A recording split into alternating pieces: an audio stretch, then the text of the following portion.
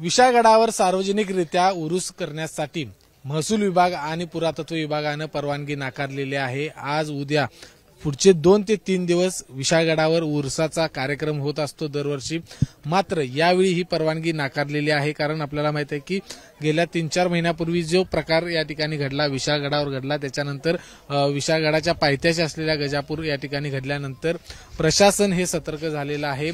दरवर्षी या ठिकाणी उरूस होतो आणि उरसाला कोल्हापूर जिल्ह्यातूनच नाही तर संपूर्ण महाराष्ट्रातून बरोबर त्याचबरोबर कर्नाटकातून खूप मोठ्या संख्येने भाविक या विशाळगडावर येत असतात। मात्र आत्ताच्या घडीला विशाळगडावरती उरूस सार्वजनिकरित्या साजरा करण्यावर बंदी घातलेली आहे। ज्या विधी आहेत त्या विधी केवळ तिथले जे स्थानिक असतील, मोजक्याच स्थानिकांच्या उपस्थितीमध्ये तिथल्या विधी आहेत ते करण्याची मुभा आहे ती दिलेली आहे।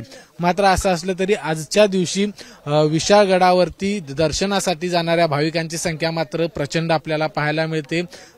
साधारण 1-1.5 तासामध्येच 500हून अधिक भाविक आहेत ते विशाळगडावर पोहोचलेले आहेत आणि गेल्या 3 ते 4 दिवसात बघितलं तर हजारो भाविक म्हणजे दररोज विशाळगडावर जाणाऱ्या भाविकांची, पर्यटकांची संख्या ही हजारोच्या पटीमध्ये आहे। त्यामुळे पोलीस यंत्रणा देखील सतर्क आहे। पोलिसांचा मोठा बंदोबस्त आहे तो या ठिकाणी लावलेला आहे आणि कुठलाही अनुचित प्रकार घडू नये, इथे येणारे जे भाविक आहेत कर्नाटकातून येतील, महाराष्ट्रातून येतील किंवा इतर भागातून जे येतात त्या सगळ्यांचं आधार कार्ड आहे ते चेक केलं जातं, त्यांची नोंदणी आहे ती या ठिकाणी केली जाते। आतापर्यंतची जर नोंदणी आपण बघितलं तर साधारण 400 ते 500हून अधिक भाविक हे आत्ताच्या घडीपर्यंत आजच्या दिवशी या ठिकाणी दाखल होऊन गडावरती गेलेले आहेत। सकाळी 10 वाजल्यापासून केवळ 5 वाजेपर्यंतच या ठिकाणी गडावरती थांबण्यासाठीच्या परवानगी आहे ती दिलेली आहे। त्यामुळे 5 नंतर इथं कुठलाही भाविक गडावर थांबणार नाही अशा पद्धतीच्या सूचना केल्या आहेत। आता या घडीला फक्त त्यांनी सांगितलेलं आहे की